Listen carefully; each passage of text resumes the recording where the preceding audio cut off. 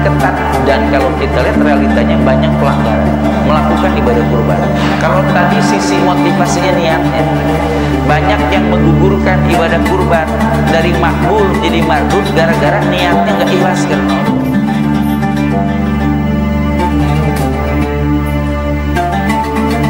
Lalu bagaimana dengan ibadah kurban? Tidak berbeda, karena ibadah kurban ibadah yang juga melibatkan harta benda atau materi.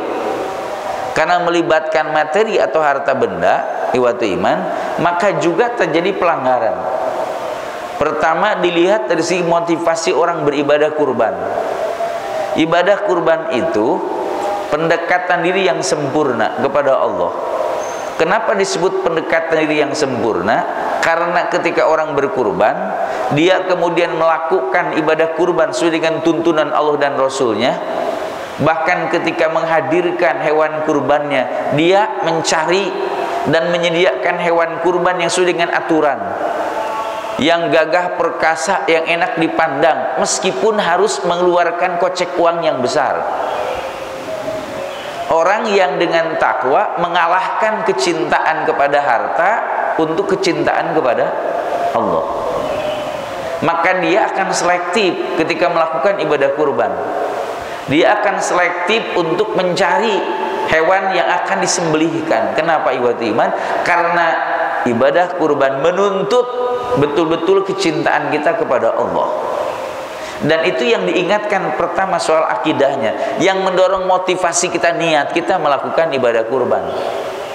Ketika ditanya, Bapak Ibu tahun ini kurbannya dengan apa? Saya dengan sapi.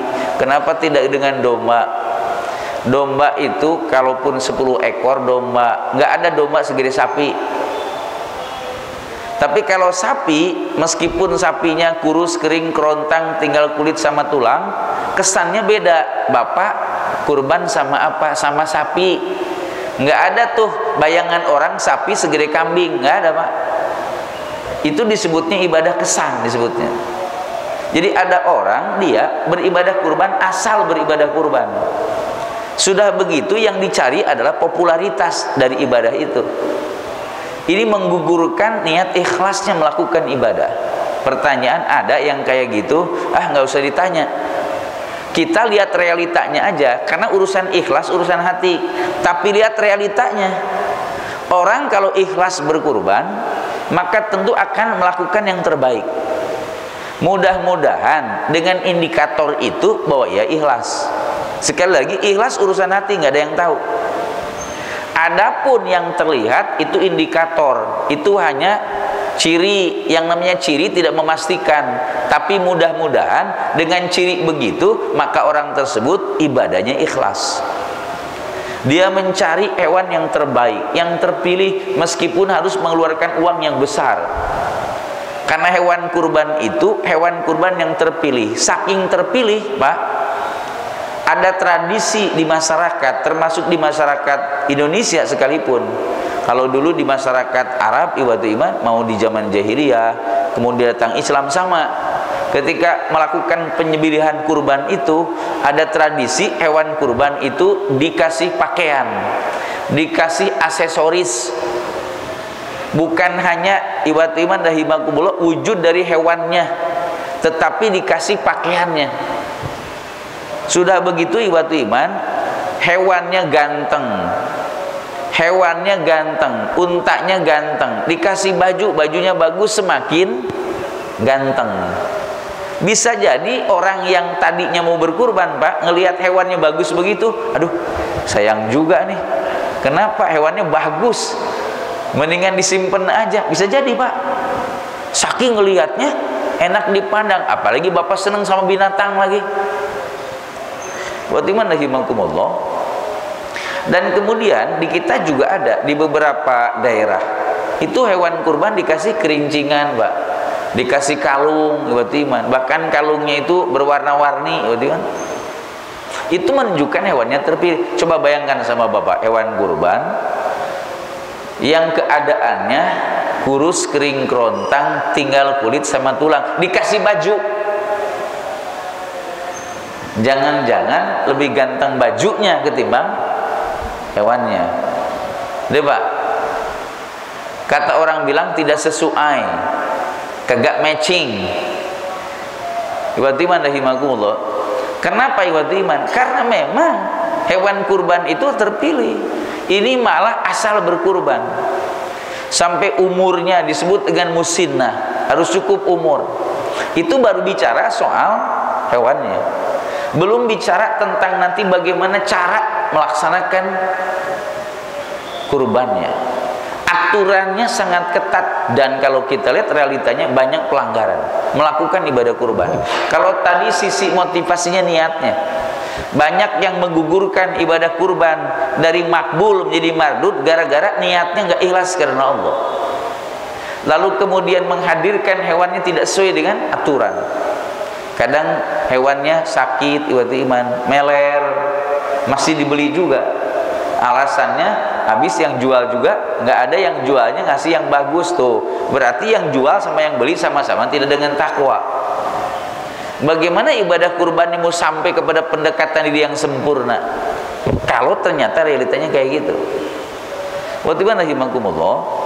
Kemudian rujuk kepada apa yang disampaikan oleh sahabat Ali bin Abi Thalib tentang bagaimana cara melaksanakan kurbannya.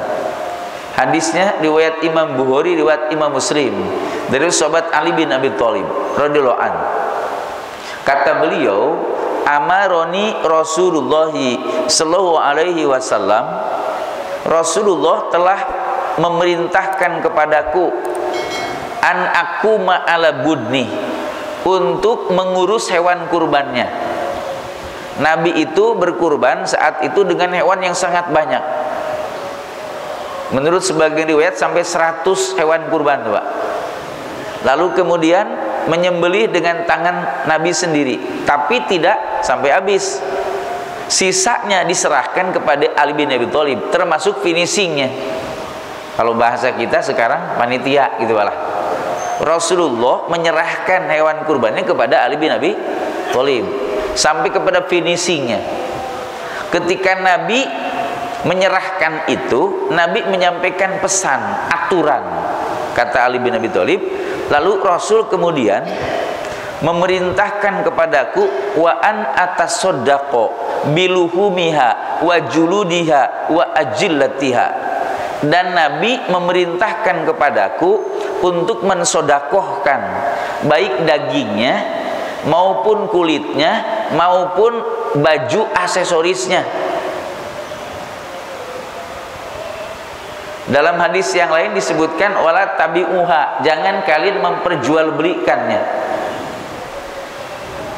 Lalu kata Ali bin Abi Thalib dilanjutkan bahwa Nabi juga berpesan wa an la u'tiyal jaziru minha syai'a, dan saya dilarang oleh Nabi memberi upah kepada pekerja dari hewan kurban itu. Nahnu nu'tihi min indina, kami memberi upah dari saku kami sendiri. Kalau kita lihat apa yang disampaikan Ali bin Abi Thalib sebagai pesan aturan tentang ibadah kurban, lihat di lapangan terjadi kontradiksi antara aturan dengan pengamalan. Kita sering dihadapkan bahwa ketika kurban, orang lupa yang namanya kurban itu bukan beli daging di pasar terus dibungkusin. Yang disebut kurban itu adalah menyembelih, berarti hewan hidup. Yang namanya hewan hidup, katakanlah mau itu kambing, domba atau sapi. Ada nggak sapi yang dagingnya doang? Ada nggak kambing yang cuma dagingnya doang, Pak? Nggak ada. Di mana-mana yang namanya hewan hidup itu dari kepala sampai ekor, dari kulit sampai jeroan. Bisa dipahami Bapak Ibu? Nah, ini ada orang melaksanakan kurban, katakanlah panitia kurban di masjid, tapi ada orang nggak mau ngurus jeroan. Ah, saya mah nggak mau ngurus jeroan, gitu Pak. Termasuk juga ada orang yang berpikir bahwa ribet kulit, sehingga terjadi pelanggaran apa? Ketika ngurusin kulit, kulitnya dijual, lalu uangnya diserahkan ke fakir miskin, itu pelanggaran. Sehingga kemudian orang berpikir bahwa Ngapain sih kulit dibagiin gitu? Susah kan ngolahnya. Ya kalau Anda tidak bisa ngolah mah nggak usah bilang begitu. Giliran setiap hari nyari warung, nyarinya makanan kulit, ya Pak. Mau kulit yang gede-gede, mau yang dicacak kecil-kecil, betul Pak? Bapak seneng banget makan itu. Giliran kurban, Bapak abai. Dengan alasan apa? Ribet cina kulit Pak. Gitu. Apa yang terjadi? Akhirnya si kulit itu dijual, lalu kemudian uangnya ada yang serahkan fakir miskin, ada yang kasih ke masjid dan segala macam. Bagaimana hibakumullah? Ini penting diperhatikan karena aturannya sangat jelas. Mungkin orang bertanya, bagaimana supaya bermanfaat kulit itu? Ini bicara manajemen disebutnya. Aturannya sudah jelas. Bagaimana supaya manajemen itu tidak bertentangan dengan aturan? Contoh ibadah iman. Misalnya di masjid ini berkurban itu 10 ekor sapi misalnya. Lalu patungan orang, satu sapi 7 orang, berarti ada 70 orang. Betul Pak? Nah 10 sapi itu Pak, sapi yang pertama sampai ke 10 itu bagian kulitnya sudah disiapkan mustahiknya. Panitia itu sudah punya daftar mustahik untuk kulit. Bisa dipahami Pak? Lalu disampaikan kepada para pengurban, bapak dan ibu, sapi nomor 1 kulitnya mau diserahkan ke si fulan sama si fulan. Satu kulitnya untuk 2 orang misalnya. Berarti mustahiknya ada 20 orang untuk kulit. Bisa dipahami Pak? Nah pada saat nanti kurban, mustahiknya harus hadir di situ supaya tidak nyusahin. Maka ketika kemudian sudah dikuliti binatang itu, maka disodakohkan iwatu iman kulit tersebut kepada 2 orang mustahik itu. Bisa dipahami Pak? Kalau sudah sampai ke mustahiknya berarti sudah beres. Kalau sudah nyampe ke mustahiknya, terserah dia. Mau dijual sama si mustahiknya, terserah. Mau dibikin sesuatu kerajinan, terserah. Mau dipotong-potong, dibagiin, terserah. Karena sudah miliknya. Bisa dipahami Pak? Tapi kalau masih di panitia atau di pengurban, itu masih disebutnya adalah hal yang terkait dengan hewan kurbannya. Jadi ketika disodakohkan sama ibu, itu statusnya sodakoh kurban disebutnya Pak. Tapi kalau mustahik itu sudah menerima, berarti sudah miliknya. Terus dia sodakohkan ke orang lain, disebutnya bukan sodakoh kurban, sodakoh biasa. Bisa dipahami Pak? Karena mustahik tersebut tidak berkurban, tapi dia mendapatkan sodakoh dari yang berkurban. Bisa dipahami Pak? Itu manajemennya Pak, supaya tidak melanggar terhadap aturan yang tadi. Menunjukkan bahwa si pengurban atau panitia jangan intervensi. Karena itu hak mustahik, maka serahkan kepada mustahik. Itu salah satunya Pak, cara supaya tidak melanggar aturan soal kulit. Nah kalau di tempat lain Pak, misalnya di Lubuk Linggau, itu cepat sekali Pak kurban itu. Kenapa? Karena nggak ada yang namanya kulit tuh dibuka, nggak ada Pak. Jadi langsung aja nempel dengan itunya Pak. Itu di Lubuk Linggau itu Pak. Makanya cepat kurban tuh Pak. Jadi bahasa kita itu kulitnya mau dilepasin tuh urusan si mustahik. Bisa dipahami nggak Pak? Sekarang Bapak Ibu coba bayangkan, kira-kira lebih praktis dimasak, dibagiinnya, atau dengan mentah? Mungkin orang berpikir bahwa ini nanti kaitan juga dengan akikah Pak, karena sembelian akikah dengan kurban itu sama aturannya. Orang berpikir bahwa kurban itu udahlah dibikin aja masakan gitu, digulai, terus dibagiin fakir miskin sama al-mukmin misalnya Pak. Itu pelanggaran disebutnya Pak. Itu bukan sedekah kurban namanya. Terus orang berpikir bahwa tapi kan lebih praktis, orang tinggal makan, nggak perlu masak segala macam. Dia tidak paham bahwa kurban itu syiar agama Allah. Jadi bukan makannya doang, tapi urusan sembelihan dan ngurusin kurbannya itu syiar. Gara-gara disebabkan agama Allah, maka kalian mendapatkan nikmat Allah. Yang mana justru sodakoh gratis bahasanya Pak, tidak dibeli tapi sodakoh. Dan kemudian ikhwatu iman, ketika menerimanya tidak diintervensi. Bayangin ada orang mustahik dapat daging dari mana-mana, di rumah nggak punya kulkas, dapat daging sebaskom mau dimakan semuanya. Jadi kalau ngikutin agama Pak, maka jadi mudah. Tapi kalau ngikutin cara berpikir manusia, itu jadi rusak malah Pak. Dengan berpikir, praktis kan kalau dimasak gitu Pak. Iya, menurut pikiran Anda. Bisa jadi ketika diterima sama mustahik, belum tentu itu efektif, iman. Belum tentu tepat guna. Bisa jadi, saya ini orang ini nggak biasa pedas misalnya Bu. Dimasaknya pedas, kan udah beda lagi Pak. Tapi kalau kemudian apa adanya, dibagikan apa adanya, maka melaksanakan syiar seperti yang dilakukan Nabi. Orang lupa Pak, emangnya Nabi sama sahabat kalau makan daging mentah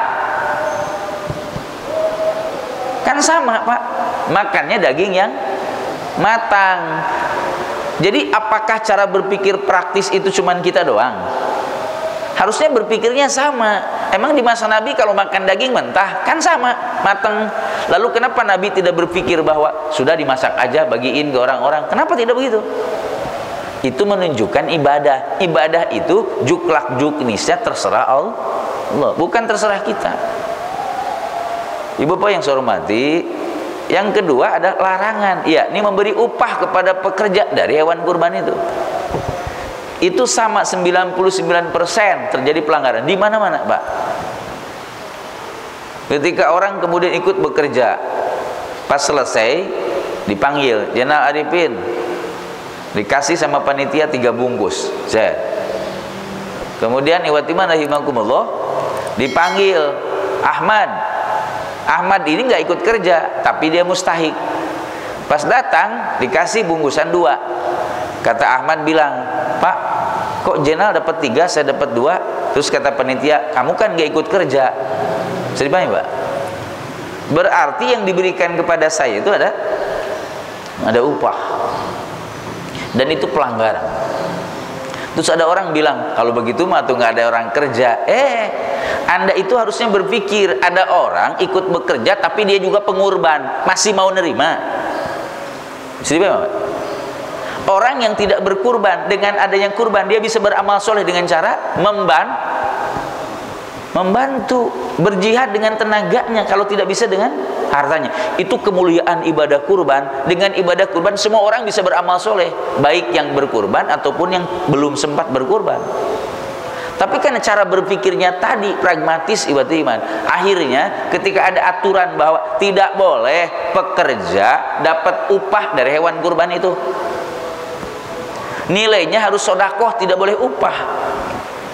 Kenapa begitu? Bukankah orang yang bekerja ada yang dia bukan mustahik? Logikanya, kalau alasannya kerja, berarti orang yang dia bukan mustahik pun harus dapat, kan? Itu haknya disebutnya Pak, itu upah disebutnya. Itu perbedaannya. Karena itulah maka ketika ada orang yang kurban tahun ini pakai jagal, pengen cepet, panggil jagalnya. Berapa satu sapi yang ngurusnya? 500.000 plus kepala sapi, nggak boleh. Itu pelanggaran. Jadi dia minta upahnya 500.000 plus kepala sapi, itu pelanggaran, itu nggak boleh. Terus saya katakan kepada dia, Pak, ini kurban, aturannya jelas, nggak boleh jadi upah. Jadi Bapak minta full satu sapi berapa tuh ngurusnya? Oh, kalau begitu 700.000 Ustaz. Oh, 700.000. Ada berapa orang? Ada 10 orang misalnya. Berarti kalikan saja tuh 700 kali 10 orang, 7 juta. Untuk apa? Untuk ngurusin itu semua, nggak ada pekerja. Pokoknya habis tuh sama mereka. Sampai yang dikecil-kecilan. Paling kalau bapak-bapak ngurusin panitia nimbangnya atau masukin ke plastiknya. Katakanlah begitu Pak. Buat iman rahimakumullah. Maka yang tadi dilakukan tidak melanggar. Kalaupun kemudian iwatu iman mau kita lakukan, maka bentuknya sodakoh. Misalnya kata si jagal bilang, Pak, boleh nggak saya minta ekor? Kata si jagal tuh. Oh boleh, tapi jangan dijadikan kepada upah, itu mah pokoknya terpisah. Tapi nanti kami akan tanya kepada pengurban. Bapak Ibu, ini ekor sapi nomor 1 itu ada yang minta jagal. Kata ibu bapak, ya silahkan. Maka itu disodakokan. Nih Pak, sodakoh dari para pengurban untuk bapak. Jadi jelas akadnya itu sodakoh. Jadi enak Pak, dia utuh dapat upahnya, dia juga dapat sodakoh. Mohon maaf Pak, di mana-mana itu terjadi pelanggaran. Di mana orang dapat bagian itu karena bekerja, berarti upah. Pertanyaannya, boleh nggak dapat upah? Boleh, tapi jangan dari hewan kurban. Nahnu nu'ti min ina, kata Ali bin Abi Thalib, kami memberi upah dari saku kami sendiri. Jadi ada kosnya sendiri. Sebuah tempat Pak, ada orang, karena lingkungannya ada juga orang bukan muslim Pak ya, orang non muslim, ada yang Buddha, Hindu, Kristen Pak. Karena sudah guyub dengan masyarakat, kalau ada kegiatan umat Islam suka ikut tetangga tuh Pak. Pak, saya nitip kambing saya dong gitu. Padahal dia bukan orang muslim Pak. Karena sudah biasa begitu. Orang-orang bertanya, Ustaz ini bagaimana? Terima, nggak apa-apa. Tapi jangan disebut kurban, disebutnya partisipan. Tapi tetap harus amanah. Kita akan bagikan, cuman nggak ada nilai buat dia mah dalam pandangan kita. Tapi dari segi amanahnya tetap harus dilaksanakan, meskipun dari orang kafir. Akhirnya ibadu iman diterima itu. Ada orang ibadu iman itu punya cara pandangnya beda. Cara pandang bedanya, ini kan dari orang kafir, jadi bolehlah kalau diambil satu. Kan tahu sendiri Pak, kalau ada hewan kurban itu kan anak-anak tuh pada main tuh Pak, ya. Terus rupanya ada kambing yang hilang, Mbak. Ada kambing yang hilang, warnanya putih. Anak-anak teriak, kambing putih hilang, kambing putih hilang, gitu kan? Qadarullah Pak, orang yang nitipinnya, orang kafir itu Pak, itu dia lewat. Terus denger anak-anak teriak, kambing putih hilang. Pas dilihat, itu kan kambing saya. Kambing saya kemana? Tahu nggak Pak kemana? Di shop sama panitia untuk rapat malamnya aja Bapak tuh. Itu kejadian Pak, karena merasa bahwa ini kan bukan kurban, orang nitipin ibadu iman. Itu di shop Pak, untuk rapat panitia malamnya itu Pak. Oh, pelanggarnya tidak itu aja. Ibadu iman itu sampai sebegitunya kurban. Kenapa Pak? Pokoknya kalau ibadah melibatkan materi, mau zakat, mau kemudian kurban, itu selalu ada pelanggaran, karena manusia loba dan tamak terhadap harta. Itulah kenapa diingatkan, berbekallah untuk melakukan ibadah haji dan ibadah kurban. Sesungguhnya bekal yang paling baik untuk melakukan ibadah itu takwa kepada Allah. Ketika orang akan melakukan pelanggaran, dia takut kepada murka dan siksa Allah Subhanahu wa taala. Sebagai pengantar dan pembekalan ibadu iman, karena bulan depan sudah Dzulhijjah. Jadi saya tutup dengan hadis riwayat Muslim dari Ummu Salamah, bagi ibadu iman yang sudah berniat melakukan ibadah kurban, maka manakala sudah masuk tanggal 1 Dzulhijjah, maka jangan mengganggu rambut atau bulu di tubuhnya, juga jangan mengganggu kukunya, hatta yudhohiya, sampai nanti ia menyembelihkan hewan kurbannya. Jadi Bapak Ibu yang sudah berniat ibadah kurban, kalau nanti masuk tanggal 1 Dzulhijjah, maka Bapak Ibu jangan mengganggu bulu di tubuh, termasuk rambut, termasuk kukunya. Bukan hewannya Pak nih, ini orang yang berkurbannya. Hadisnya sahih riwayat Imam Muslim dari sahabat Ummu Salamah. Itu merupakan bagian dari kesempurnaan ibadah kurban. Jadi semakin melengkapi kesempurnaan ibadah kurban bagi mereka yang sudah berniat melakukan ibadah kurban, agar tidak mengganggu semua bulu-bulu di tubuhnya, dari rambut sampai yang lain. Ibadu iman juga jangan mengganggu kukunya, baik tangan ataupun kaki, sampai nanti hewan kurbannya disembelihkan. Terus ada orang bilang, Ustaz nanti jadi panjang atur aja. Jadi pas kemudian besoknya tanggal 1 sebelumnya ya dibersihin dulu kan gitu Pak. Nah nanti jangan sampai diganggu lagi tuh, sampai nanti disembelih hewannya pada tanggal 10 atau hari tasyrik, terserah Bapak kapan tuh menyembelihnya. Yang jelas bahwa jika Bapak niatnya menyembelih di hari tasyrik, berarti di Idul Adha jangan dipotong dulu Pak, jangan dibersihkan dulu, nanti kalau disembelih baru. Jadi hewannya disembelih baru Bapak membersihkan semuanya. Itu disebutkan sebagai kesempurnaan ibadah kurban. Selamat berjuang, mudah-mudahan Allah Subhanahu wa taala memberikan senantiasa bimbingan dan perlindungan kepada kita semua, agar aktivitas ibadah yang kita lakukan, khususnya dihitung setiap tahun, di penghujung tahun, itu mencerminkan ketakwaan kita kepada Allah dan terhindar dari segala pelanggaran-pelanggaran yang biasa terjadi dilakukan oleh umat ketika melaksanakan ibadah di penghujung tahun, baik ibadah haji maupun ibadah kurban.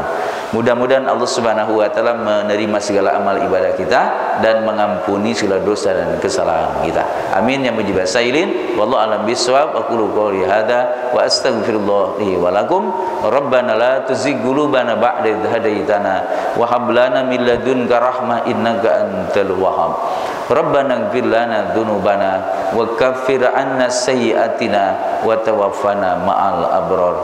Rabbana hab lana min azwajina wa dzurriyyatina qurrata a'yun waj'alna lil muttaqina imama. Rabbana taqabbal minna innaka antas samiul alim wa tub 'alaina innaka antat tawwabur rahim. Rabbana atina fid dunya hasanah wa fil akhirati hasanah wa qina adzabannar. Walhamdulillahirabbil alamin. Assalamualaikum warahmatullahi wabarakatuh.